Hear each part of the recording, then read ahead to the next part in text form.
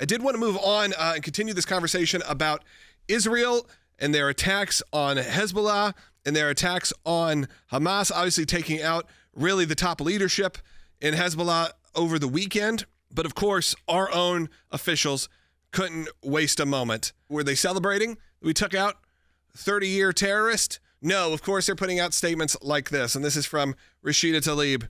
It says, the Biden-Harris administration continues to allow Netanyahu and the Israeli government to operate with impunity as they carry out war crimes. After facing no red line in Gaza in an attempt to remain in power, Netanyahu is now expanding his genocidal campaign to Lebanon, using the same tactics the Biden-Harris administration has endorsed. We've already seen indiscriminate acts on civilian infrastructure. We've seen Israel officials falsely declare that Lebanon isn't a state and that Israel has a right to invade and occupy it. The U.S. weapons being used to kill innocent civilians in Gaza have already claimed the lives of over 500 people in Lebanon, including over 50 children, thousands more civilians. It goes on to say President Biden must implement an immediate arms embargo to end the slaughter and de-escalate the risk of a wider regional war. That, again, is coming from one of our own elected officials. That's right. Rashida Tlaib, the congresswoman from Michigan, is now deciding that this is the time to really stand up for the terrorist organizations, as we've seen terrible language from them ever since really a couple weeks after October 7th, whenever Israel started to respond to that horrendous attack that was conducted against the Israeli people. Now, when you hear something like that at a time also when you're just, days away really from an election, we're just almost at a month. We'll be at a month in just a few days from the general election, knowing the problems that Joe Biden had with the community in Michigan that is represented by Congresswoman Tlaib.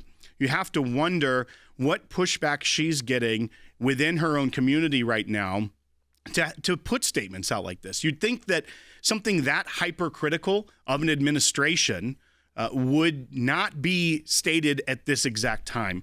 Basically claiming that the current sitting vice president and president of the United States, their policies are furthering genocide. With almost a month to go from a general election, you'd think that maybe you'd phrase it a little bit less harsh against the sitting administration of your party. But no, she's going there. She's calling for an immediate arms embargo. You wonder also what kind of communications they're giving to the Harris campaign, and if we will see, as Kamala Harris has tended to do in this general election campaign that she's run for just a few months now, if she'll come up with a new policy or strategy to try to appease a certain voting group, this one being the representative, the area of Michigan represented by Rashida Tlaib. Right, exactly. So she's talking to her own people here. But of course, if you don't support Israel at all, which they do not, if they have no feelings or support of them being able to defend themselves, of course they're not going to like the most recent actions, which really, does it escalate? Of course it's escalating. But it's escalating to the point of now, I'd say a point of no return. You have your head of Hezbollah being taken out. You have Hamas very weak. This is time for Benjamin Netanyahu's Israeli government to probably finish the job, to go in there and take care of what they've needed to take care of for decades. I think he believes he is the person to do it. Their administration is the one to do it. And look, I'm not saying it's not even controversial in Israel. There's some people in Israel who have problems with this. There's just as many. It's like the same as here. It's like half and half of liberals and conservatives. But a lot of them do believe in fighting for their own country. Because even we could see in the New York Times, it was the obituary, I guess you'd say, for the head of Hezbollah, Nasrallah, they put on there a statement that talked about how, he was actually a pretty, though he was pretty conservative in his views, he did seek for a peaceful country where all people could live together. Of course, that country could not involve the state of Israel. That's right. This is from the headline, "Protesters mourn Nasrallah's death around the world." Meanwhile, I'm seeing celebrations around the world at Nasrallah's death. Maybe one of the most uplifting moments was after he was even presumed dead, before they even had confirmed it. There was uprisings in the streets in Syria, in Lebanon, in America, in UK, in front of the Israeli, in Canada, in front of the embassies, thanking Israel for doing this because they've been under extreme rule for decades. And this is from that third paragraph of that article, Protesters Mourn Nasrallah's Death Around the World. Over his 32 years leading the organization and with the support of Iran, he built Hezbollah into a domestic political force and one of the most heavily armed non-state forces in the world. Mr. Nasrallah was opposed to Israel, which he called the Zionist entity, and maintained that there should be one Palestine with equality for Muslims, Jews, and Christians. A powerful orator, he was beloved among many Shiite Muslims and historically marginalized group in the Arab world, and created a state within a state in Lebanon that provided social services.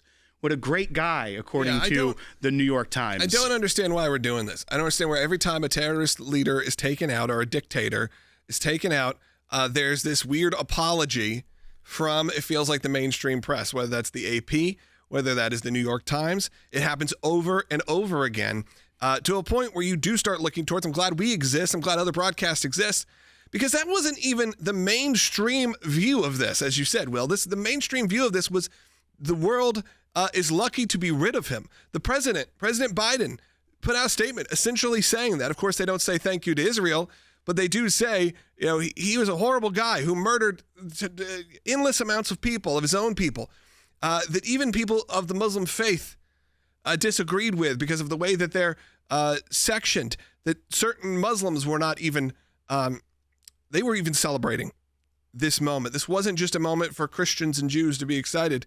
This is a moment their own people felt liberated. But of course, our own press, our own New York Times, has to go out there and start making these kind of statements. It's really sad. You do start looking for alternative media sources. I know there's the New York Sun that's existing right now. I start reading a lot of their content because you want to see other places that hopefully are providing similar style content, but actually from a point of view of truth. Let's go ahead and go to Tori, who's calling on line 2 in Texas. Tori, go ahead. Yes, I'd just like to say that I completely and totally back Israel, everything they're doing. They've been fighting since they've been a country. They've been fighting since God brought them into Israel. If people would pick up their Bible, read it cover to cover, they would understand how much importance Israel holds to the entire world. Yeah, absolutely. And they would back Israel. Tori, absolutely. Sadly, I think even amongst the church, that hasn't become the mainstream view anymore. There's been a very big separation of what is modern Israel, what is biblical Israel, what's the difference, why do we need to support Israel, why do we not need to support Israel? Sadly, Tori, I think there's some really warped points of view that are happening right now. That's why we provide this kind of content. We talk about this important, because I do believe, if you've ever visited or anyone's ever visited, is the biblical homeland of our faith, of the Christian faith, of the Jewish faith, and even of the Muslim faith. It has significance for the 3 major Abrahamic religions. But when you are there and you feel it and you experience it, it's also the homeland to the Jewish people, and they are surrounded by countries that don't want them to exist. So you push them over the edge a year ago. You push them over the edge when all of a sudden 2,000-ish people are murdered at a music festival.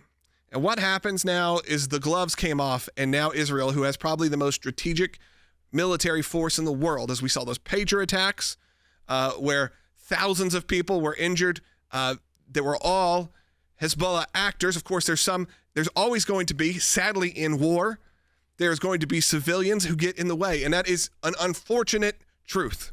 I hate it. No one wants that. No one wants war. Israel does not want war. You may feel like they do from the news, but they do not. What they want is peace for their own country. And they've been fighting for it, as Tori said, since the times of the Bible, and they've certainly been fighting for it over the last 65 years.